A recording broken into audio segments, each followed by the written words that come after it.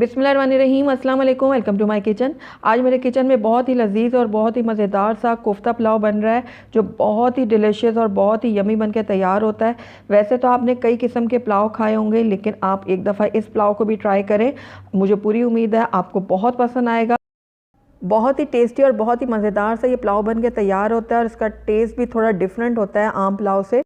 तो इसलिए आप इस पुलाव को ज़रूर ट्राई कीजिएगा और मुझे फ़ीडबैक दीजिएगा कि आपको ये पुलाव कैसा लगा। तो चलिए इस मज़ेदार से पुलाव को बनाना स्टार्ट करते हैं। लेकिन उससे पहले अगर आप मेरे चैनल पर नए हैं तो काइंडली इसको सब्सक्राइब कर दें और साथ ही बेल आइकन को भी प्रेस कर दें, ताकि मेरी हर नई आने वाली वीडियो की नोटिफिकेशन सबसे पहले आप तक पहुँचे।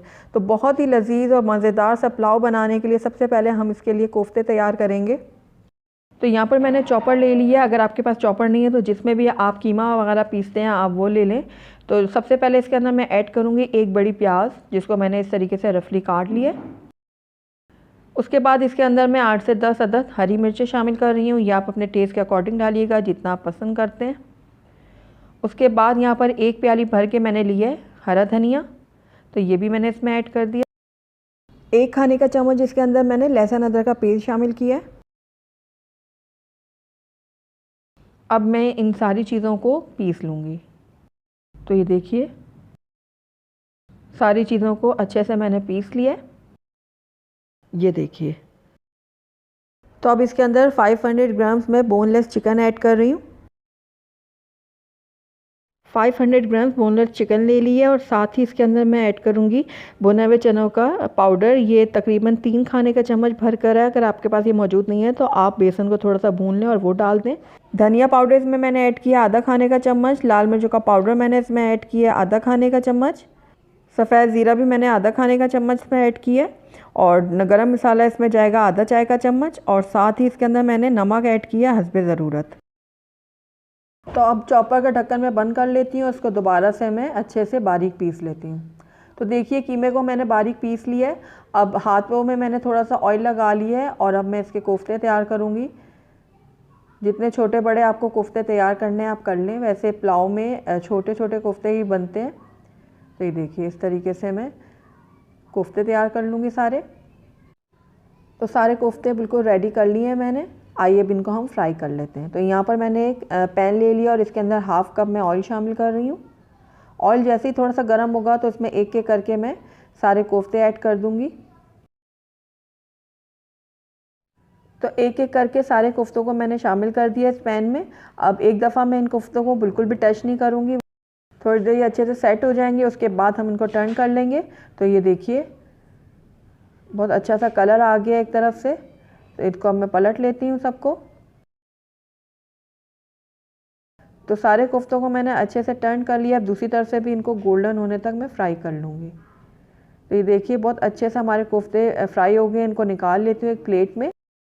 तो दूसरी तरफ मैंने यहाँ पर एक कटोरी ले ली है। इसके अंदर 1 खाने का चम्मच मैंने लाल मिर्ची डाली है कुटी हुई और आधा खाने का चम्मच काली मिर्चों का पाउडर ऐड किया है। 1 खाने का चम्मच ज़ीरा पाउडर ऐड किया है। 1 खाने का चम्मच सूखा धनिया ऐड किया है और यहाँ पर गरम मसाला मैंने डाला है 1 चाय का चम्मच। अब थोड़ा सा इसके अंदर मैं पानी ऐड करूँगी और इसका मैं घोल सा तैयार कर लूँगी। थोड़ा सा पानी और ऐड करती हूँ इसके अंदर। तो ये देखिए इस मसाले का एक घोल सा तैयार हो गया है। इसको मैं रख लेती हूँ एक तरफ। तो आइए अब हम पुलाव का मसाला तैयार करते हैं। तो यहाँ पर मैंने वही पैन ले लिया है जिसके अंदर मैंने कोफ्ते फ्राई किए थे। तो आधा कप मैंने ऑयल और भी शामिल किया उसके अंदर। साथ ही इसके अंदर 3 मैंने दरमियानी प्याज ली थी जिनको बारीक काट लिया। ये भी मैं इसके अंदर ऐड कर रही हूँ। प्याज़ों को हम फ्राई कर लेंगे तब तक जब तक ये गोल्डन ब्राउन नहीं हो जाते। तो ये देखिए प्याज हमारी अच्छी सी गोल्डन हो चुकी है। इसमें से थोड़ी सी प्याज मैं निकाल लूँगी एक प्लेट में, यह हम बाद में यूज़ करेंगे। आधी सी कम मैंने प्याज निकाली है, बाकी प्याज को हम इसी में रहने देंगे। और साथ ही यहाँ पर 2 खाने के चम्मच मैं ऐड कर रही हूँ लहसुन अदरक का पेस्ट। अच्छे से फ्राई करूँगी इसको ताकि लहसुन अदरक की जो कच्ची स्मेल होती है वो ख़त्म हो जाए। लहसुन अदरक हमारा अच्छे से फ्राई हो गया। अब इसके अंदर मैं ऐड करूँगी बिल्कुल 2 घुट के बराबर पानी। पानी ऐड करने से हमारे प्याज़ों में बहुत अच्छा सा कलर निकल कर आएगा।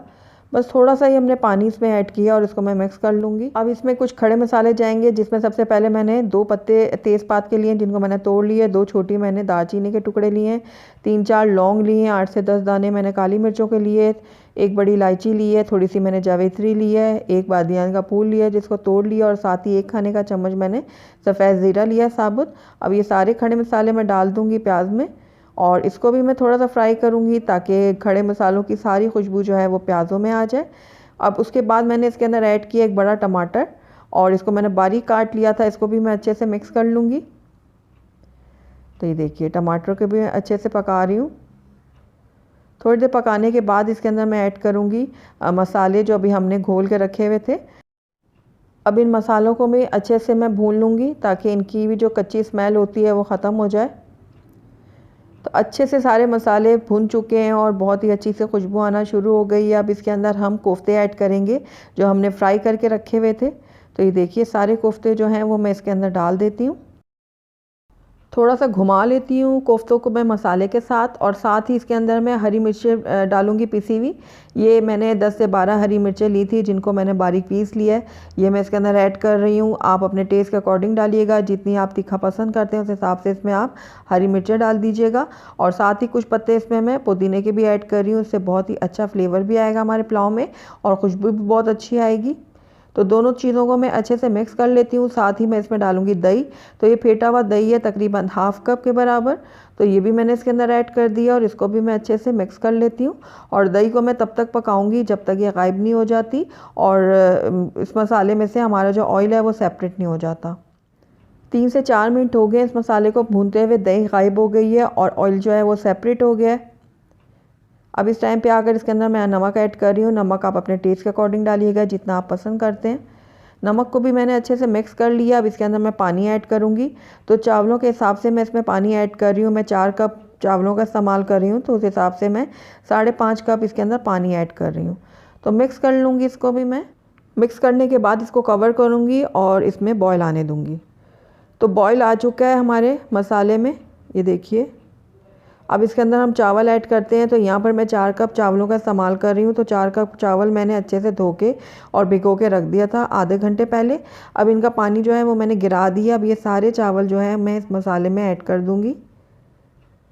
तो ये देखिए सारे चावल जो है मैंने डाल दिए इसमें। हल्के हाथों से इसको मिक्स करूँगी ताकि चावल जो है हमारे टूटे ना।